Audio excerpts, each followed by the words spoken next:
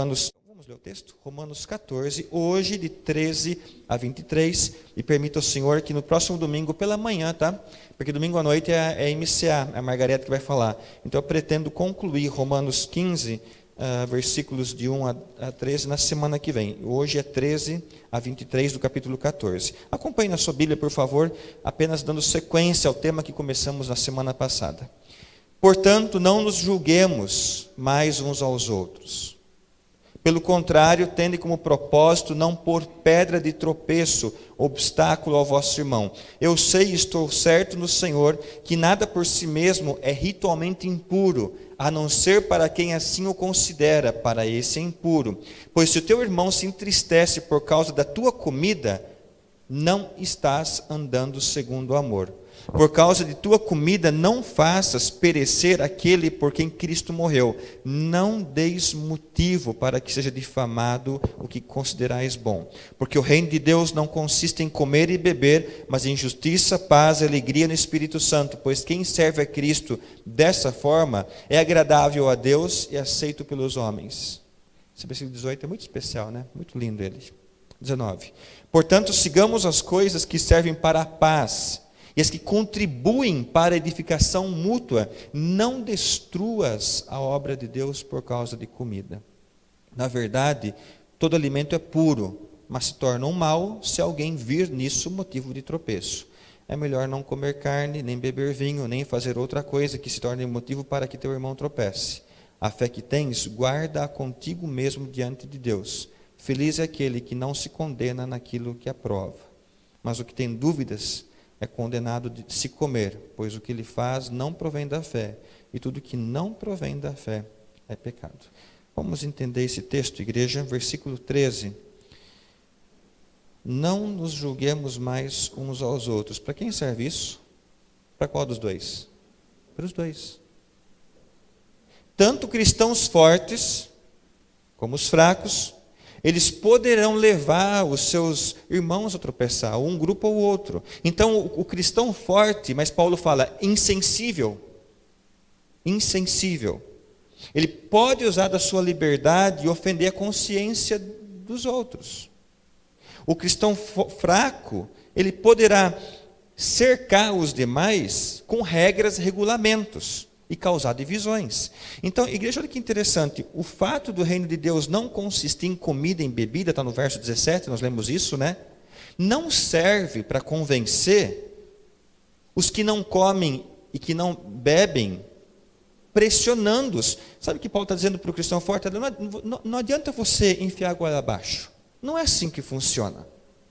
Não é porque você tem uma liberdade e que você entende ser correta, porque Cristo salvou pela graça e pela fé, que você tem que convencer o mais fraco da sua forma a andar perante o Senhor. Não é assim. Então, igreja, ao contrário de qualquer comportamento polêmico e que cause desconforto, Paulo trabalha paz e alegria no corpo de Cristo. A gente encontrou essas palavrinhas aqui, não foi? Versículo 17. Paz, justiça, paz e alegria no Espírito Santo. Então, o texto de hoje, temos o próximo slide? Paulo desejava que os irmãos na igreja de Roma fossem fortes na fé e, ao mesmo tempo, sensíveis às necessidades do outro. Tem um coração ali levantando um peso. Então, há uma necessidade, sim, de ser forte na fé, mas não se tornar insensível, e sim continuar sensíveis às necessidades do outro. É um desafio para nós também. Senhor, me fortaleça na fé, mas que eu nunca esnobe de ninguém. Que eu nunca me julgue superior, num pedestal acima, ou que olhe de cima para baixo. Não permita que meu coração fique duro, a ponto da própria palavra ser motivo de orgulho. Paulo está trabalhando esse conceito lá na igreja. Olha, tomem cuidado. Ele desejava assim que os irmãos fossem fortes na fé, mas sejam sensíveis às necessidades do outro. Vamos para o próximo slide. Qual que é talvez o principal ensino? Aquele desenho interessante, né? Paz, irmão, paz, querido. Atrás tem um facão, né? Qual que é o principal ensino que nós temos, talvez no texto de domingo passado, de hoje, que nós veremos semana que vem? O cristão deve evitar comportamentos o quê? Polêmicos. Algo que não tem problema algum pode se tornar em alguma coisa má e levar alguns, como o texto diz, por quem Cristo morreu, a alguma espécie de destruição. Dá uma olhada no verso 20. Que palavra que aparece aí? Destruas. Quem tem alguma versão diferente? É isso mesmo? Verso 20. A minha está assim, não destruas. Todos têm esse verbo? Os irmãos notaram, é o 20. Os irmãos notaram o potencial do mal que nós temos? Irmãos, isso é muito sério.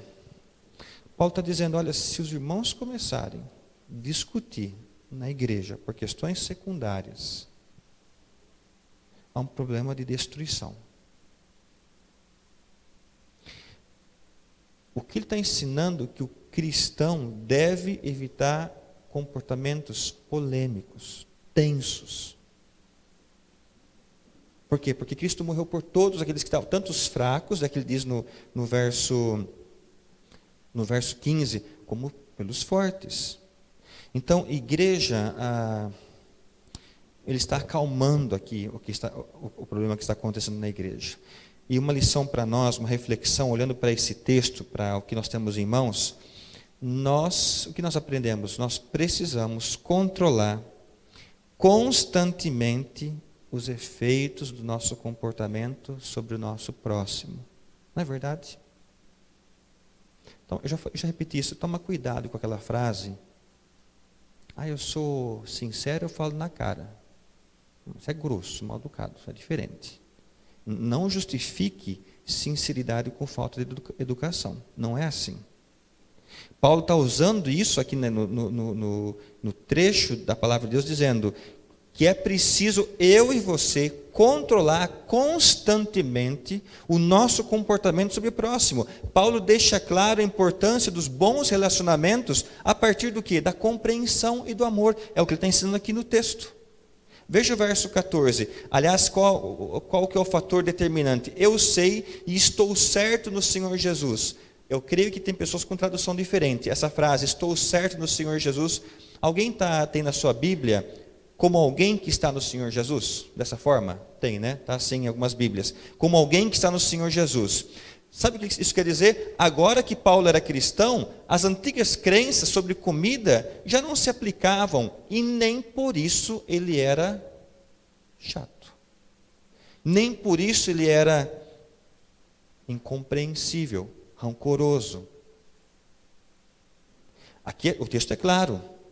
Eu estou certo no Senhor Jesus, ou como alguém que está no Senhor Jesus, ele está definindo, antes eu cria e agora não creio mais. Sabe por que ele não é intransigente? Sabe por que Paulo ele preza pelo amor na igreja, pela compreensão? Abra em Atos 15. Vamos fundamentar o nosso estudo com outro texto para Atos 15.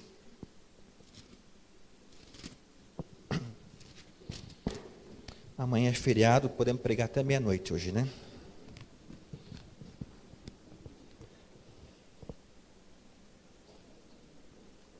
Atos 15. Eu em casa li esse texto, eu pensei, eu leio tanto que eu quero ou eu não leio? Vou cansar, mas é interessante, irmãos. Sabe o que está acontecendo aqui? O Concílio de Jerusalém. Eu vou ler, não vou nem falar até onde eu vou, só vou lendo, tá bom? Tem um trecho interessante.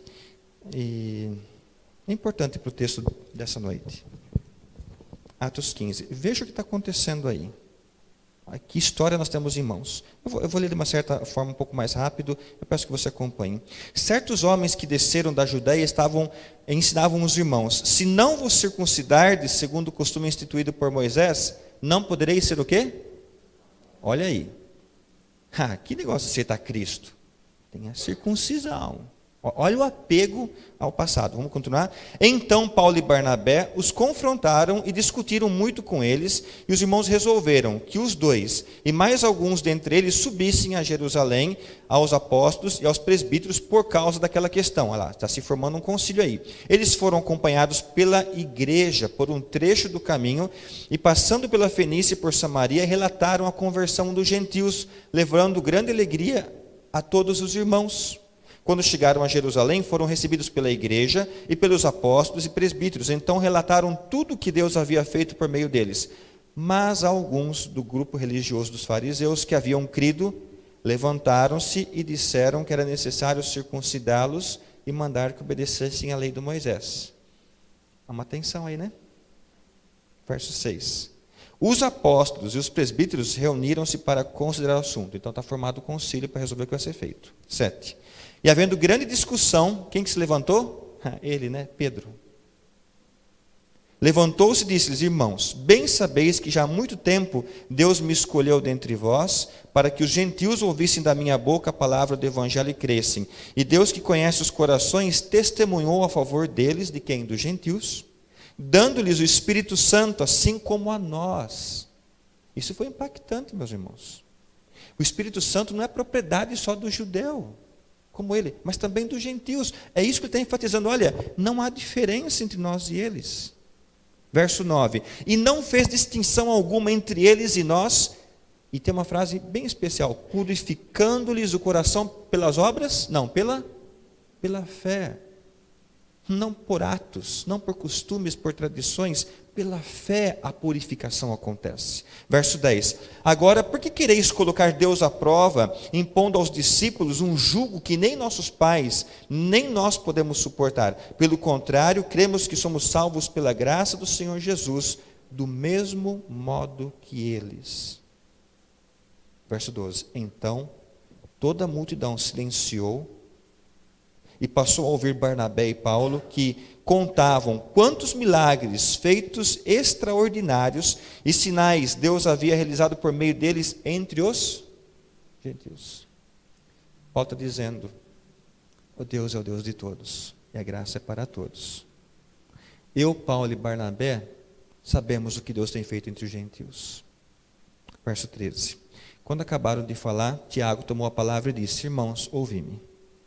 Simão relatou como primeiramente Deus foi ao encontro dos gentios para formar dentre eles um povo dedicado ao seu nome. Com isso concordaram as palavras dos profetas, como está escrito: depois disso voltarei, reconstruirei a tenda de Davi, que está caída, reconstruirei as suas ruínas e tornarei a levantá-la, para que o restante dos homens busque o Senhor, sim, todos os gentios sobre os quais se invoca o meu nome. Diz o Senhor que faz essas coisas conhecidas desde a antiguidade. Por isso, penso que não se deve perturbar os que dentre os gentios se convertem a Deus. Mas, olha o verso 20, a resolução. Mas escrever a eles que se abstenham das contaminações dos ídolos, da imoralidade, da carne de animais sacrificados e do sangue. Porque desde tempos antigos, em cada cidade, Moisés tem homens que o preguem, e é lido em cada sábado nas sinagogas. Verso 22, olha que interessante. Então pareceu o quê? Bem. Paulo acatou essa decisão. Pareceu bem aos apóstolos e aos presbíteros, com toda a igreja, escolher homens entre eles e enviá-los a Antioquia com Paulo e Barnabé. Foram escolhidos Judas, chamado Barsabás, e Silas, homens influentes entre os irmãos, e por intermédio eles mandaram esta carta. Qual que é o conteúdo da carta? Resultado do concílio: os apóstolos e os irmãos presbíteros aos irmãos dentre os gentios em Antioquia, porque em Antioquia estava a igreja gentílica, tá? Síria e Cilícia, saudações. Desde que sabemos que alguns dos nossos, os quais não enviamos, vos têm perturbado com palavras, confundindo-vos a mente, pareceu-nos bem, tendo chegado a um acordo, escolher alguns homens e enviá-los com os nossos amados Barnabé e Paulo, homens que têm arriscado a vida pelo nome do nosso Senhor Jesus Cristo. Enviamos também Judas e Silas, os quais também vos anunciarão as mesmas coisas de viva voz, porque pareceu bem ao Espírito Santo e a nós não vos impor maior encargo além dessas coisas necessárias. Quais são? 29. que vos abstenhais da carne de animais sacrificados aos ídolos, do sangue da carne e dos animais sufocados e da imoralidade sexual. Farei bens se vos guardardes destas coisas. Fazemos votos de que esteja tudo bem entre vós. Verso 30. E tendo se despedido, desceram para Antioquia e depois, para reunir a assembleia, entregaram a carta. Qual a consequência do verso 31? E quando leram a carta, alegraram-se pelo ânimo recebido. O que está acontecendo aí, igreja? Eu creio que Paulo pode concordar com algumas coisas, que são, se abstenham da imoralidade sexual, tranquilo.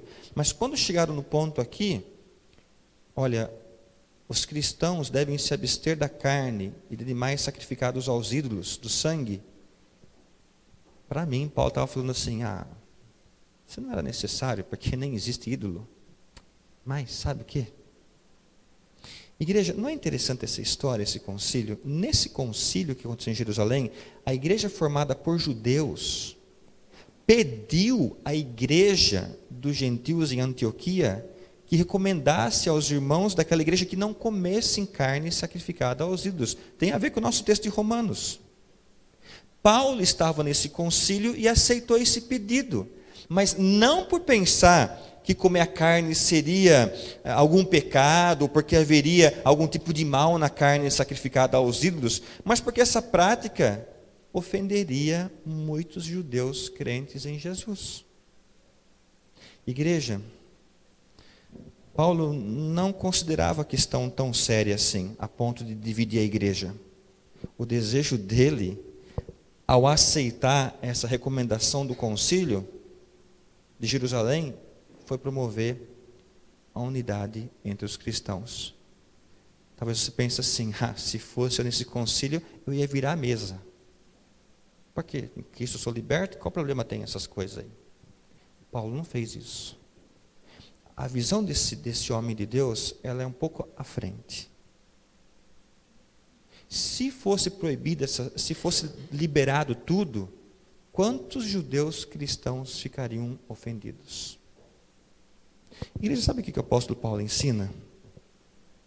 Quando não há problema doutrinário, ou como eu já disse, algum problema elementar da fé cristã, não se briga por coisas secundárias. Ele abre mão. Sabe o que me vem à mente? Eu penso que enquanto estavam discutindo sobre o assunto, se deve ou se não deve comer carne sacrificada, para mim, Paulo estava lá sentado e pensando, como eu vou conseguir ganhar mais algum judeu para Jesus? Com essa situação. A decisão que vai ser tomada, como que ela vai poder me ajudar a ganhar mais um irmão meu de sangue conterrâneo como judeu para Cristo? Veja a preocupação dele. Não está nutrida pelo ego. Aí talvez ele ficou pensando, não, de fato, se muita gente ficar ofendida, vai fechar a porta para o evangelho. Então eu sou a favor. Sou a favor de que se mande essa resolução. Porque o propósito desse homem era de que vidas chegassem a Cristo. É que houvesse amor na igreja.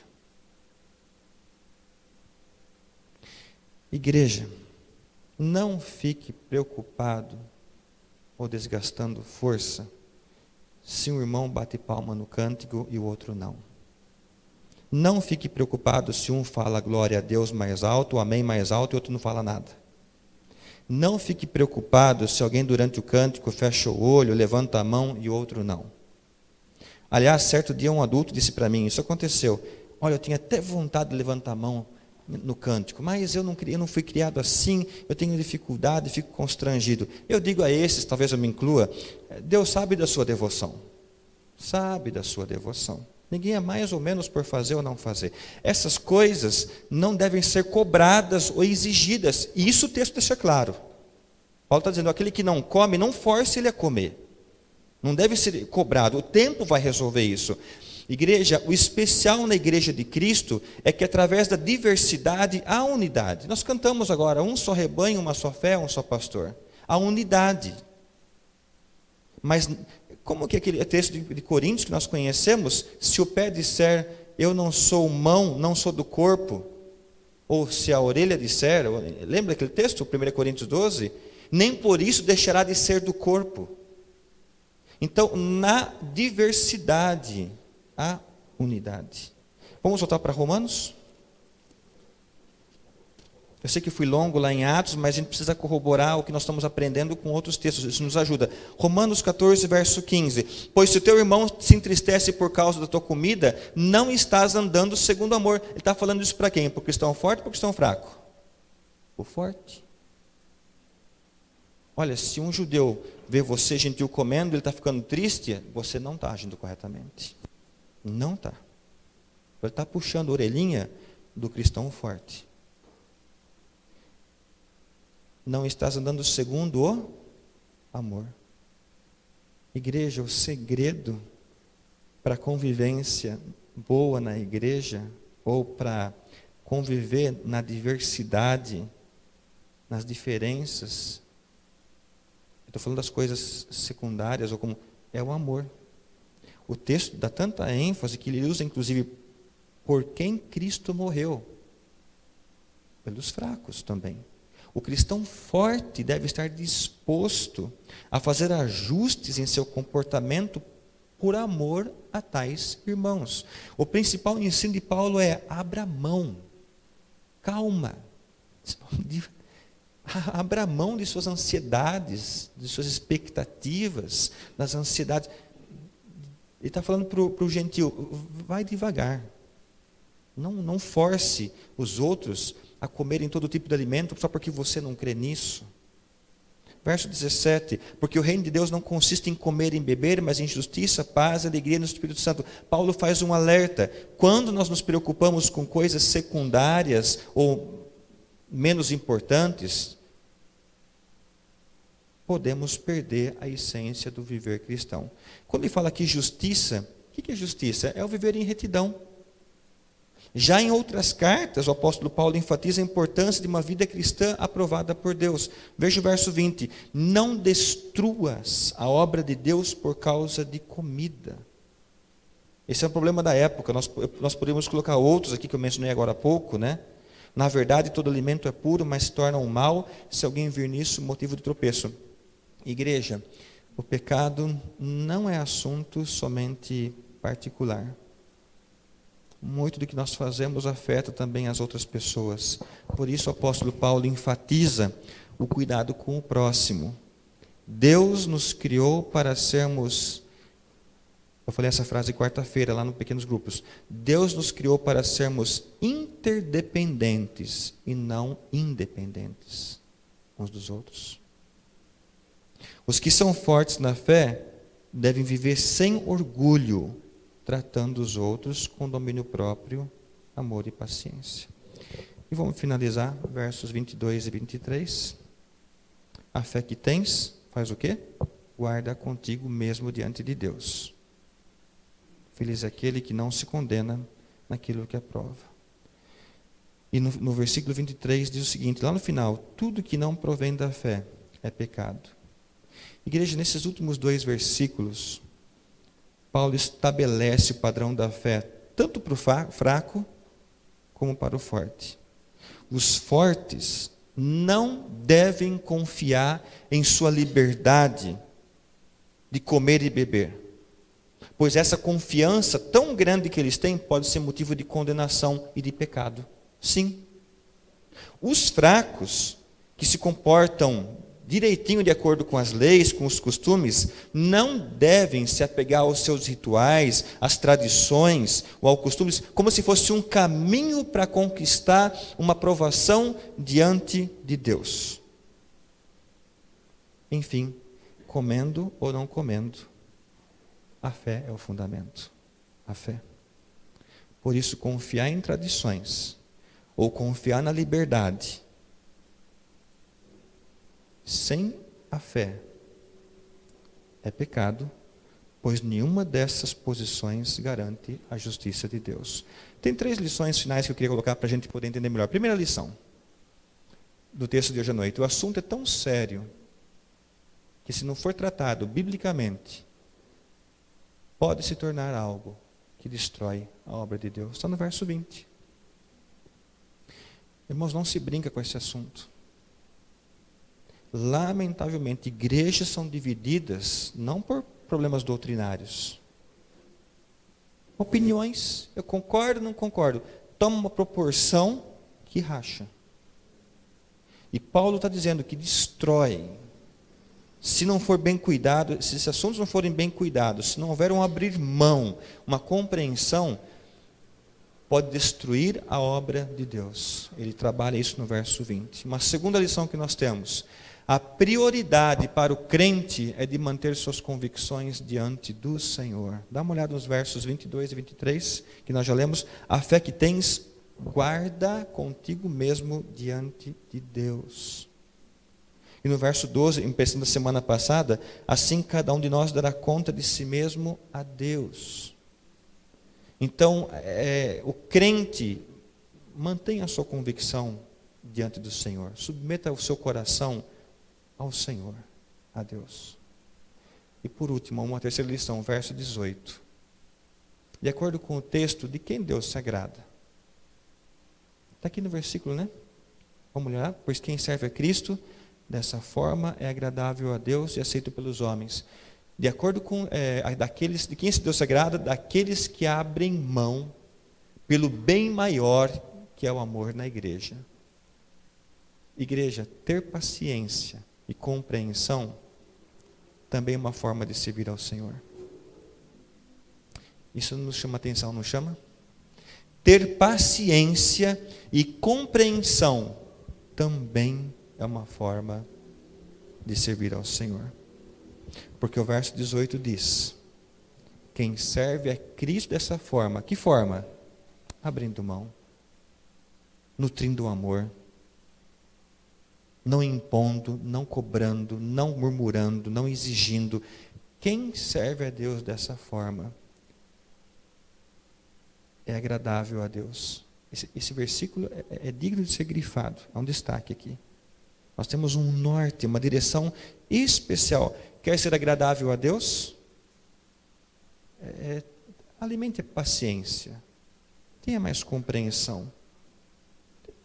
Cuidado com julgamentos precipitados em termos de louvor, ou de comida, ou de outras coisas mais. Cuidado com isso. Paulo está... Há um bem maior. E qual que é? Paz e alegria na igreja, através da ação do Espírito. Igreja, me permitam a gente encerrar com um desafio para todos, para nós. O primeiro desafio, talvez, eu não sei como está a sua convicção de crença nessa noite, ou como está a convicção da sua fé. Dentre essas lições que nós tiramos semana passada e hoje, o texto de hoje reforça novamente que Cristo morreu também por você. Sim. Do jeito que Paulo trabalha aqui, que morreu pelo mais fraco, ele morreu por nós, por todos que estamos aqui. Não somente isso, mas como está no versículo 9 da semana passada, dá uma olhadinha, Romanos 14, 9. Porque foi com este propósito que Cristo morreu e tornou a viver, para ser Senhor. Para ser Senhor. E a pergunta é nessa noite, você que está aqui, Cristo já é Senhor da sua vida? Já é? Verdadeiramente?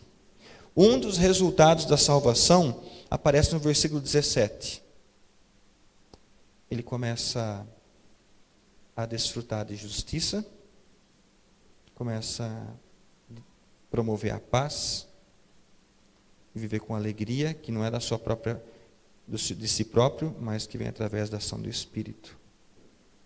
E qual que é a consequência disso? Desejo de servir ao Senhor, intenso, sempre. Eu nutro paz e alegria e sirvo ao Senhor.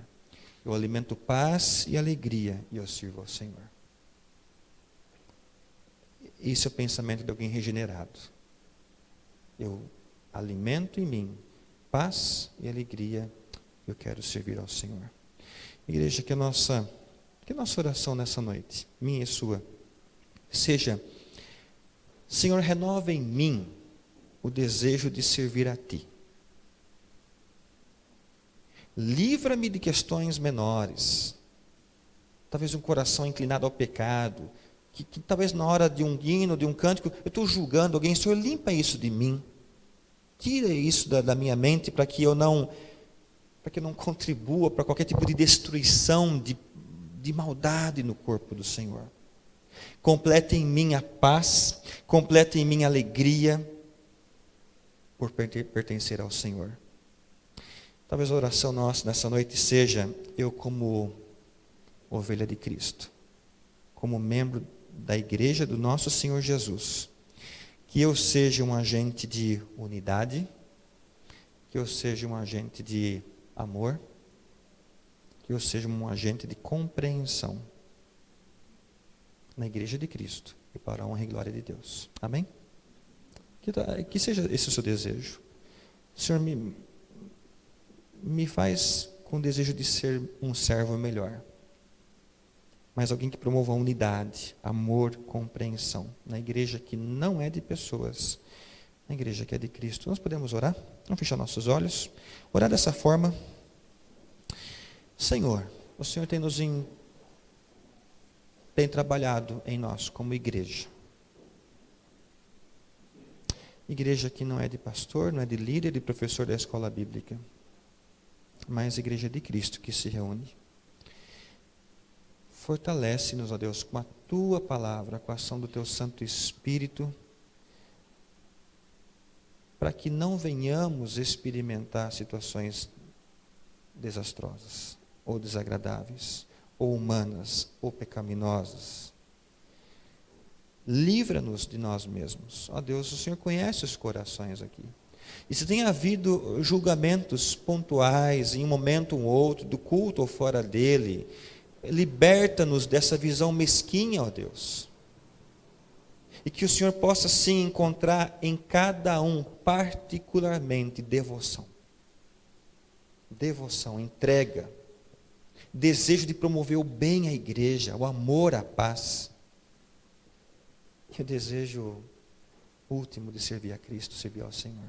Com tudo isso, com a compreensão, com o amor e com a paz.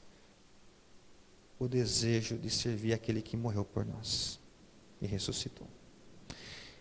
Te louvamos por Tua palavra que nos ensina e nos orienta e nos ajuda e nos ensina a abrir mão de tantas coisas por amor na unidade da igreja.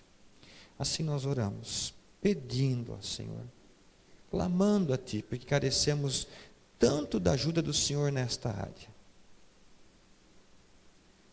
Encarecidamente nos colocamos em oração perante o Senhor. Ajuda-nos a termos uma devoção maior a Ti. Oramos em nome de Cristo Jesus. Amém. Amém.